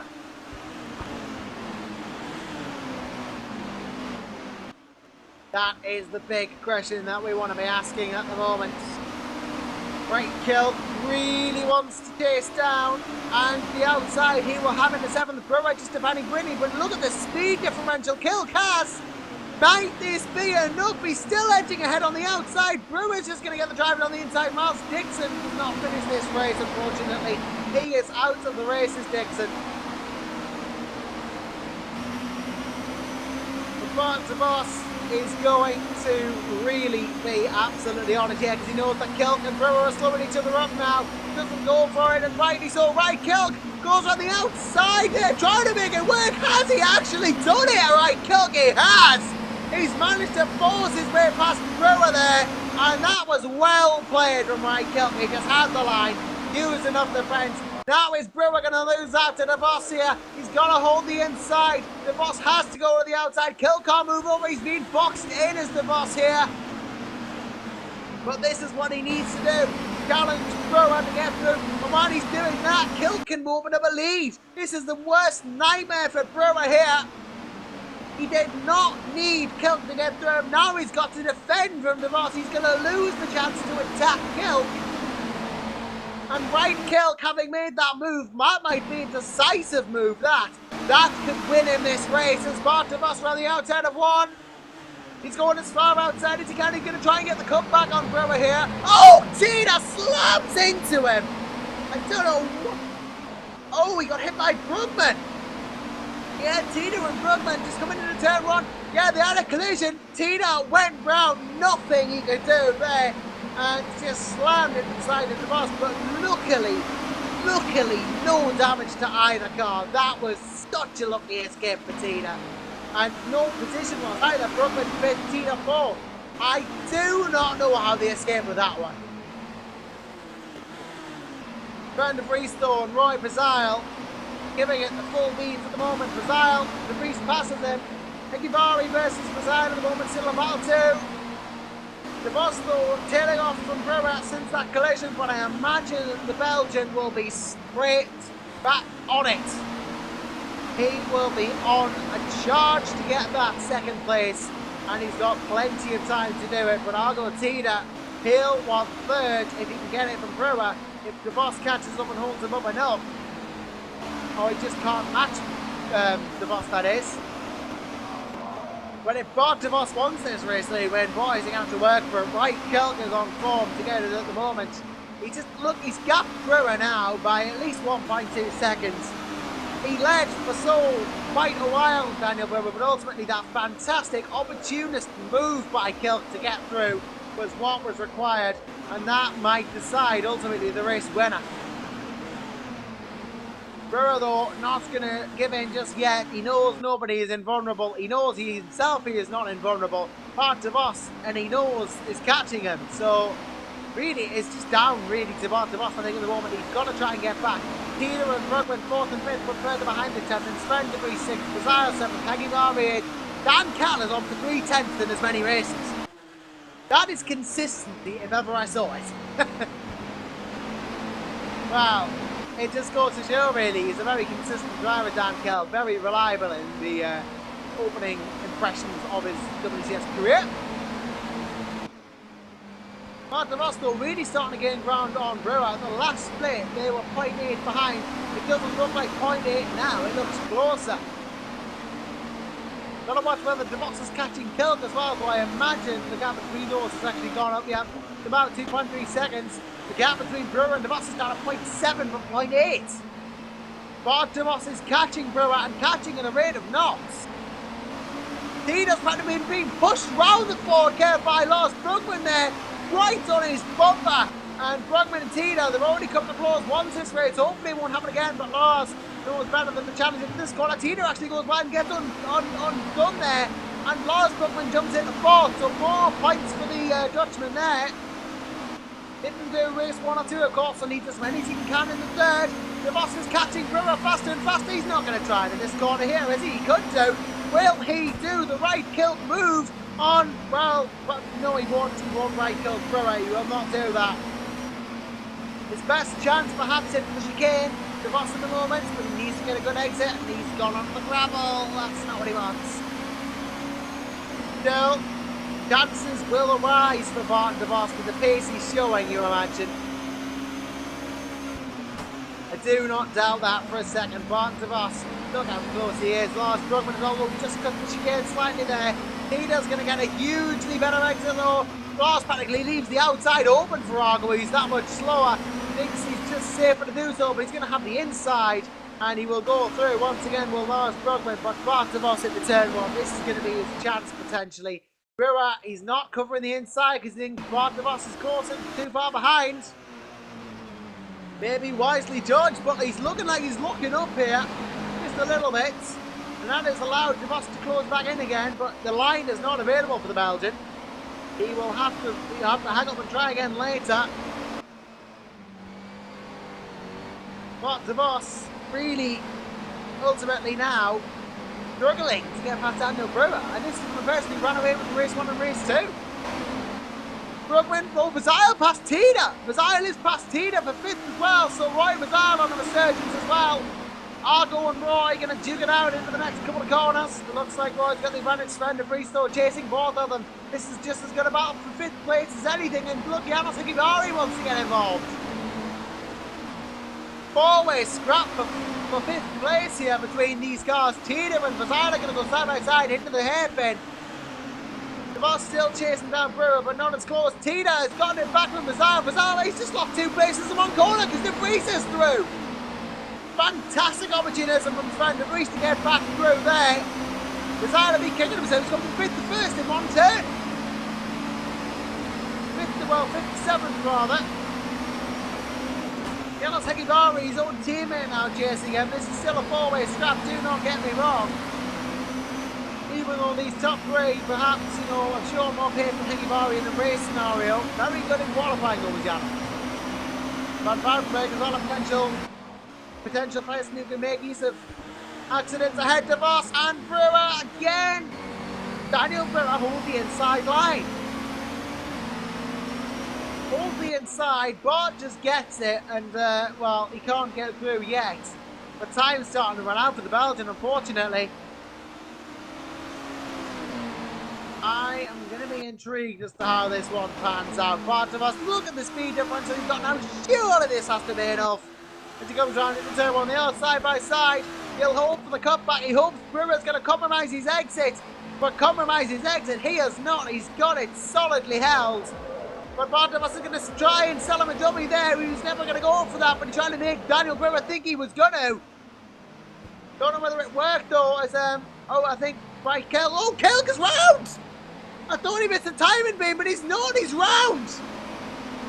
Kelk has just dropped it. Ultimately, with no pressure whatsoever. Then contact with De Vos. Brugman into the top three, but Brewer leads again, and now it's for the lead. De Vos. But De Vos, now he can go for 3, but he's got to beat Brewer. Must happen. Keller's got into 9 as well. Van Boutenberg seems to have tripped up. But will this ignite a fire in the eyes of Bart De Vos? He can taste his third win in as many races. Going for the maximum of 75 points here at the Nürburgring. But Daniel Brewer is not going to let him go easily. Bart is going to have to be forced to use the outside here, but he's got to make it happen. Ultimately, it's Bart. Oh, he's going to right Kelk him, but he goes wide. He got through briefly, but he's got the inside now. Is that enough for De Vos? He's going to hold it. But yeah, Life and Brewer forced to the outside of the turn. De Vos has done exactly what Kelk did. He's through now, and look at Brugman. Now Brugman is going to go for it as well. But he's going to be forced with the inside. He's got the inside, actually, he's lost Brugman. Brewer is not in a good position here. Watch out here. There's a Brugman about, and he's forcing Brewer to the inside. Contact, even more contact. Is Brewer turning out? I hope he's not. It looked like he was pushing Brugman practically off the track. You're a bit naughty from Daniel Brewer if he was doing. I'm going to watch this and make sure. Yeah, no, I think Brugman was turning in one, but he got forced to the outside. Brugman now got the inside of 1. He is through, and I think he's got the inside. I think he's going to hold it, yeah. Brewer was second, now he was first, now he's third. Brugman into second, but Brewer, he sneaked to one up there. He's not done yet, is Daniel Brewer. Brugman, though, won't let this slide. Brewer launches down the inside, and has he got it back? He has. Brugman's second place was not long-lived. Daniel Brewer back in on the penultimate lap. And Brugman won't be happy about this at all. Bart De Vos, though, is in the lead of the race. He's on a right Kelk on Daniel Brewer. It's happened to run twice this race now. And you imagine this time about that he's going to get it. Maybe. Perhaps. De Vos, though, going to go for 3 in the race. A dominant weekend at the German Grand Prix for the Belgian it will be if we can get this done. But there is still a couple of laps left to go. Anything can still happen. So Daniel Brewer lost position and gained it. Is Brugman going to get back into second? That's the question. He's gaining on Brewer, but getting past is a different matter. He'll just hope that Brewer has put his tyres off enough from that battle to let it through. Kelk won't let up though. This is the perfect scenario for Brewer to take advantage. But Brugman now, he's pushed himself to the outside immediately. He knows what line he wants to take. He's got the straight line speed. Brewer is there, but he can't let this slide. Daniel Brewer got the inside into the left-right. Brugman will not go away. He's got to hope he compromises his exit, and he doesn't. He holds it again. Now Kelk was Brugman. This is still an ongoing battle here. Right was Daniel 2, 4-3-2. Bartavasto leading on the final lap. Brookman and Brewer really going to battle over this third place here. Gets a bit squiggly, does Brewer on the brake for turn one, but he holds it. Brookman second to potentially Brewer in this battle. So in third overall, very respectable, very, very respectable comeback from Lars Brookman. Brilliant, brilliant stuff. Must be said. And Right Kilt has done well in fourth place as well by the looks of it. It won't be a runaway victory for DeVos this time though. He's going to hold on to it by significantly less time than he would have wanted. But he's going to get it, and I think that's what matters. Right Kilt, Lars Brookman, Danny Brewer really to battle these last lap at the moment. And it's finally gone right for Daniel Brewer after the start there. He held it, and this time it's gone right for him. Problems in turn one, race two, but really, really is the potential star of race three here. This time it's gone right for him. This time he's held off Brookman and Kilt. That said though, Lars is not going to be denied second place if he can help it. He's going to brake. He's going to go for the inside. Brewer may have slipped up there and let him have the outside to the inside. If Brookman gets good enough drive out of this, no, Brewer's going to get it back well placed. Oh, almost contacting Brookman off. Brookman's gone off and Kilt's going to get third. Right, Kilt the only chance to a potential Brewer not being on third at the moment because Brookman's dropped back.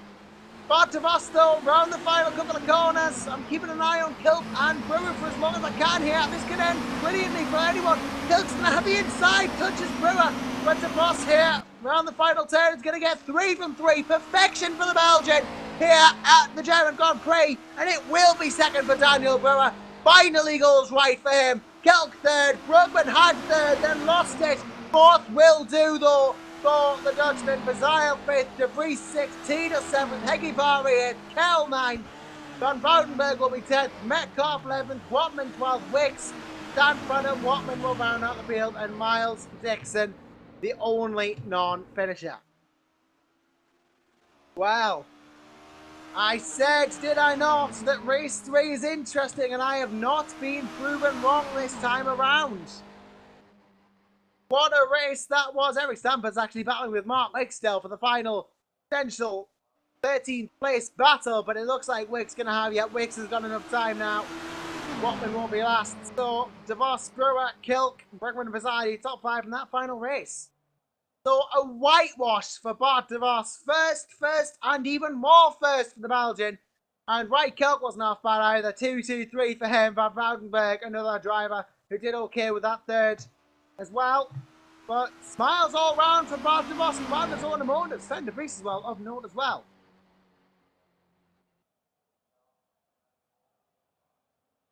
So, just in the closing stages of this race, driver for me today has to be Bart DeVos. There can be no exceptions to that. First person first, you don't get much better.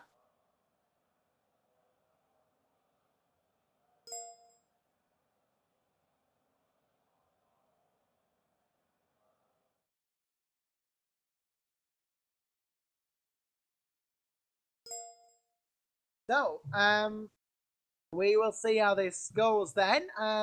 Hopefully we'll get some people who we can interview this race. There doesn't look to be many this time around, so we may not have that many interviews, unfortunately. But still, we'll get as many as we can get.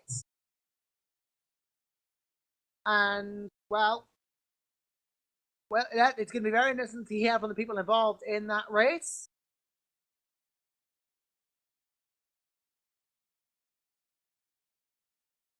But we will see how this goes. As well, I think we're going to start moving people into the broadcast area very soon, rather, as we allow it to fill up. Well, actually, I don't think I can. I'm trying to move. I think I must be trying to move. Wrong channel. It doesn't seem to be working for me.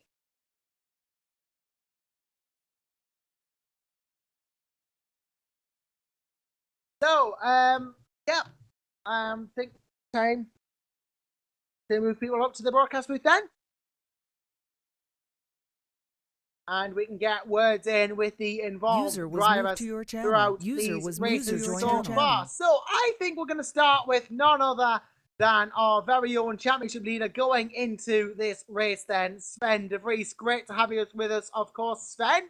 And third place in the second race of the weekend so far. And of course, fourth as well in race one. So very impressive stuff from you, as usual. Yeah, I mean, it was quite an interesting event. I didn't really have the pace, so I was happy to score a fourth and third position in the first two races. Thought I had a good shot in race 3, but things didn't go my way. But nonetheless, good to come home in sixth. My nearest competitor Argo didn't score a whole lot of points. Plus, I had a blast battling. It was a very close and fun race. Every race, by the way. So I had a good time. That's the most important thing, obviously, enjoying yourself. And, well, ultimately, it's got to be interesting for you and good for you as well. And your championship lead as well should remain unaffected because, well, you beat Wright Cook in race, well, he didn't beat him in race 1, but, well, you're still going to be very close with Wright, but for you, really, Sven, I think ultimately for you, between him and you, there's not going to be much in it now in these final couple of rounds, is it? But you should probably still lead, if not be second, very close second. I'm going to guess you mean Argo? Oh, yeah, I mean Argo. Sorry, I don't mean Wright. I'm getting the Estonians mixed up. Oh, good. Yeah, no, I don't think he had too good of races, so I think I'll be ahead of him. I'm not sure if I outscored him overall this race weekend. I think I did, but it's going to be close. Yeah, I mean he's very quick. I think he just had an off day today, which played in my favor. But yeah, it's gonna be a good run to the finish. Yeah, Argo got 2 7s and a 5 this race. You, of course, got your 4, your 3, and then your 6 as well. So great running for you. And obviously, Wouters Automotive dominating the team's championship at the moment. There must be absolutely no contest whatever you're going to win the team's championship. Let's wait until we actually finish the championship. I mean, it's looking very much like it at the moment. Wouters hasn't won a constructors championship ever yet, so I hope me and Bart can deliver the first one. But I think we make a very good team together. So I think we have a good shot at it. And of course, Bart is absolutely dominating right now. That's insane what he pulled off today. Yeah, pulled off a real masterstroke here at Germany. Thank you very much for joining us, though, Sven. Pleasure to have you with us as always. Thank you. And now we go to a fellow half Dutchman rather. From one fellow half Dutchman to a full Dutchman in Roy Verzijl. Hello, good evening. Great to have you with us, Roy. And you had some good races as well in this 3-race series. You got yourself a 5th, 4th, and a 6th, so quite consistent there from you. Yeah, exactly. It was a tough racing today, and we had some spectacular racing as well. And yeah, it was great. I enjoyed it, and some good battles out there. So it was good. Yeah, but it's good to hear you enjoy the course. Because you had a new teammate as well in Janos Hagivari. So how was working with Janos been? Because he's not someone we've really seen much of at WCS. Actually, I didn't speak with him a lot, but yeah, he received the setup from me and was instantly quick. So it's a very good teammate, and he scored some good points. Yeah, he's got some very good points as Janos. He got a 12th, he got a 9th, and he got an 8th as well. Improvement then throughout the races, and of course that fantastic qualifying position as well. So is this a more permanent fixture? Janos joining the team, or was this perhaps just for Nürburgring? Yeah, in the first place it was only for Nürburgring because Wesley is coming back for the rest of the season, but maybe he wants a seat in other team or something. There are enough seats which he can use. So yeah, he's welcome. Yeah, and I'm sure he will be very welcome in other teams as well. He made a very good first impression in Las Vegas, but you're the one we're interviewing here, Roy, and for your championship, you're all going to gain points. You're going to overtake Simon Watman, perhaps not far to us, being close on Ninja Picalo as well. So a very good position in the championship still on for you. Yeah, that's true. Yeah, I lost quite a lot of points in a few races, so I dropped down. But hopefully I can continue scoring some good points and yeah, get Wattman and maybe Van Woudenberg and take the possessions back. Yeah, well, we'll see exactly if you can do that throughout the rest of the season. It'll be great to see you do that, of course. Thank you very much for joining us, Roy. It is a pleasure to have you with us as ever. Yeah, thank you as well, mate. And now we're going to go to a team owner rather than a driver himself. On behalf of Daniel Brewer, who unfortunately can't be interviewed today, we are going to go to his team manager, though, Ron Squire. Hello, everyone. Thank you, Josh, for having me. Yep, and pleasure to have you with us, Ron. So, Daniel Brewer, really the surprise of race 3. He got the start he needed, had problems in turn 1 in race 1 and race 2, but really stormed to that second place in race 3, but he led a good portion of the race 2. Yeah, it was it was huge bad luck in the first 2 races. Being taken out in the first corner in race 1, I had a little bit of a lag. In race 2, I was really on the verge of a nervous breakdown. And for Daniel Brewer to finish second in the third race is a result what we need after the last couple of months. Yeah, not had the luckiest season of the teams. Only 11th in the standings going into the race, because the big point score from Brewer is going to help you out significantly. He'll jump Street Fighter Racing Systems in the team's championship, and Deltec Racing he'll close in on. So obviously he has really helped you in this sense, and the goal from now on surely will be to continue to take the fight to the likes of Deltec Racing and maybe even Performance Racing ahead. Well, it looks like Dan is already in today only as a replacement for Gerald van der Weide, as he said he can make it. But though after his performance today, I might want to consider bringing him back in, but it's really up to Dan what he decides. But after today, I'm really considering bringing him back into the team. I might bring him in full time. But like I said, up to Dan. Yep, indeed. And, well, it's an honor for me to get team managers here in the interview panel, so it's very nice to have you here. Just one more question for you. What is actually running a team in WCS like? Because we don't usually get, as we say, drivers. We usually get drivers, we interview the drivers, how they do on the race. We never actually get to see it from a team's point of view. So what is it actually like? Difficult.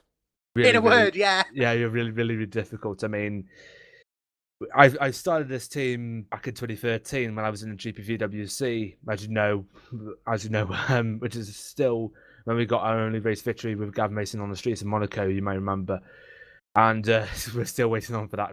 Still waiting on for another victory. But yeah, it's difficult if you're running it by yourself. But if you're running it with the people that you know and trust and hoping that you can get the good results, and then it's just really streamlined and not really good. But right now for me, it's really brain damaging, to be honest. Oh, well, on that note, well, I think we'll leave it and continue running your team then in that instance. Thank you very much for joining us, Ron, and hopefully your team will get good results for the rest of the season. Thank you very much. See you later. And of course, final interviewee User for left tonight, your channel. none other, it can be none other than Bart Hero DeVos, who has whitewashed everybody here tonight in the WCS BMW Championship. Bart, 3 from 3, you can't really ask for much better than that, can you? No, exactly. It was a good evening. Finally, everything came together. Yeah, and of course, it was a lot of luck. The race start in race 2, for example. Usually, you get taken out in situations like that, and now it's just a clean road ahead. So yeah, a lot of luck this weekend. Yeah, well, still, it takes a lot of skill to get such race wins, and it takes a lot of skill to actually, bring the race win home. You're going to bring home the maximum amount of points then. That's going to rocket you up the standings into the 200 plus point scores. It's going to take you from 6th in the championship to even further up, and possibly, Bart, even put you in championship contention. Yeah, I'm not too sure about it. I think Sven is too far ahead. He managed to score good points as well today, and yeah, but who knows? Might give him a run for his money, and then he might even start practicing. Who knows? Wow, an insight into life at Wilders Automotive there, perhaps. But either way, there are still 4 rounds to go, and well, the big points that you have scored here are really going to help Wilders Automotive in the team's championship. Obviously, massively ahead of the other teams at the moment, anyway. And of course, the amount of points you've just scored, 3 times 25 is 75. So you're going to gain huge amounts of points. At this point, could probably just wrap the title up and hand it to you now. But yeah, Teams Championship wise, does it make you feel good that you've utterly dominated the Teams Championship as well? Yeah, it's a good thing. Like Sven said, Walkers has never won a championship before, and it looks good now. So we'll keep doing what we're doing, and it will be okay. Yeah, well, it's going to be very interesting to see how the rest of the season pans out for you and for Sven and for all of our championship contenders. Thank you for joining us, Bart. Pleasure as ever to have you with us, and great luck for the remaining races in the season. Thank you. So that rounds out our broadcast for tonight at WCS League. Unfortunately, wasn't joined by any of the commentators tonight. It was just me, but I would definitely like to thank Ruud Heesterbeek for joining me on cameras. He did a fantastic job of it. And, well, you can join us in a week's time for the Formula 3 Championship, which continues. Of course, we have just had, I do believe, round 7 of that, and we're going to go into round 7, rather, in 1 week's time. Sam Jones should be back for that. Of course, in 2 weeks' time as well, we'll have the next round of the BMW E90 season from none other than Nagaro, France. But until May the 3rd, I have been Josh Ranson. And from everyone here at WCS League, it's a very warm goodbye.